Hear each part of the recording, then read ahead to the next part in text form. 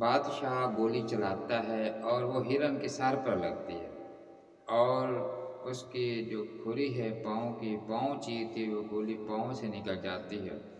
یہ حیران کن بات ہے نا، گولی ہرن کے سر پہ لگی ہے لیکن اس کا پاؤں چیرتی ہوئی پاؤں کی طرف سے نکل گئی۔ تو یہ کیسے ہوا، یہ آج کی ویڈیو میں آپ کو بتانے جا رہا ہوں۔ سبق آموز بھی ہے، میری پوری ویڈیو سننا ہے، انشاءاللہ آپ کو اس سے سبق بھی ملے گا۔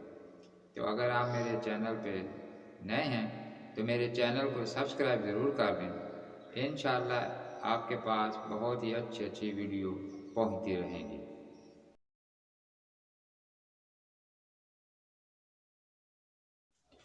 میں آپ کے سامنے جو آج واقعہ بیان کرنے جا رہا ہوں کہ یہ کیسے ممکن ہے کہ ایک گولی ہرن کے سر پر لگے اور پھر وہ گولی ہرن کے پاؤں چیرتی ہوئی کھری چیرتی ہوئی پاؤں سے نکل جائے۔ تو یہ واقعہ سننے کے لیے آپ میرے ساتھ رہیں، مختصر سی بات ہے، پوری ویڈیو سننا۔ ناظرین، ایک ہوتا ہے عقل، ایک ہوتی ہے عشق۔ عقل جو ہے وہ بہت سے بھیس بدل دیتی ہے۔ کیسے کہ اب دیکھیں، آپ نے واقعہ پڑھا ابراہیم علیہ السلام کا کہ اس کو آگ میں جلانے لگے تو عقل نے کہا کہ آگ میں نہ جاؤ۔ کیوں نہ جاؤ؟ کہ آگ کا کام ہے جلا دینا، آگ تمہیں جلا دے گی۔ لیکن عشق نے کہا کہ نہیں، آگ جلاتی نہیں، آپ آگ میں داخل ہو جائیں، کچھ بھی نہیں ہوگا، آگ کا کام جلانا نہیں ہے، بلکہ اگر مالک کا حکم ہوتا ہے تو آگ جلاتی ہے۔ تو اب یہ عشق تھا جس نے ابراہیم علیہ السلام کو آگ میں جانے سے نہ روکا، بلکہ ہنسی خوشی ابراہیم علیہ السلام آگ میں کود گئے۔ تو اس سے یہ پتہ چلتا ہے کہ عقل جو ہے وہ بھیس بدل لیتی ہے، لیکن عشق ہے جو بندے کو کامیابی کے کنارے پر لگاتا ہے۔ تو اسی سے متعلق ایک واقعہ ہے کہ ایک بادشاہ تھا، وہ خطاب کر رہا تھا اور اس نے اپنے خطاب کے دوران کہا کہ میں ایک دن شکار پر گیا اور شکار میں مجھے سامنے ہرن نظر آئے، تو میں نے وہاں پر گولی چلائی ہرنوں پہ، تو ایک ہرن کی گولی اس کے سر پر لگی اور وہ گولی سر پر لگنے کے بعد اس ہرن کی کھری چیرتی ہوئی اس کے پاؤں سے نکل گئی۔ آپ سامنے جتنی عوام تھی وہ کہنے لگے واہ واہ واہ، کیا بات ہے، بادشاہ نے کیا فائر کیا ہے۔ اب سوچا کسی نے بھی نہ کہ کیا یہ کیسے ممکن ہے کہ گولی سر میں لگی اور پاؤں چیرتی ہوئی پاؤں سے نکل گئی ہو۔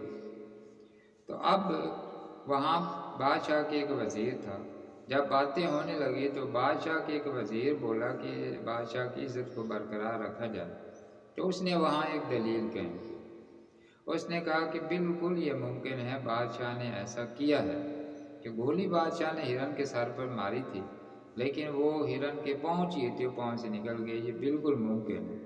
لوگوں نے پوچھا وہ کیسے ممکن ہے؟ تو اس وزیر نے کہا کہ جب بادشاہ نے ہرن کے سر پر گولی ماری تھی تو اس وقت ہرن اپنا پاؤں اوپر اٹھا کر سر کو کھرچ رہا تھا، اس کو خارش ہو رہی تھی۔ تو جب بادشاہ نے گولی چلائی تو وہ گولی سر پر بھی لگی اور اس کے پاؤں پر بھی لگی۔ تو یہ تھا عقل، کہ عقل بھیس بدل لیتی ہے، لیکن عشق ہے جو بھیس نہیں بدلتا۔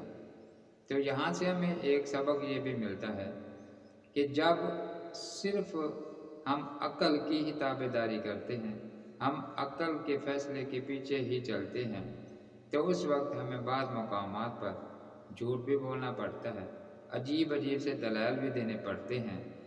اسی طرح ایک مولوی صاحب تھے، وہ خطاب کر رہے تھے کہ بلکہ ایک جگہ پر جا رہے تھے، اس کے ساتھ ایک شاگرد تھا، تو اس کی نظر پڑ گئی ایک الیکٹرک سٹور پہ۔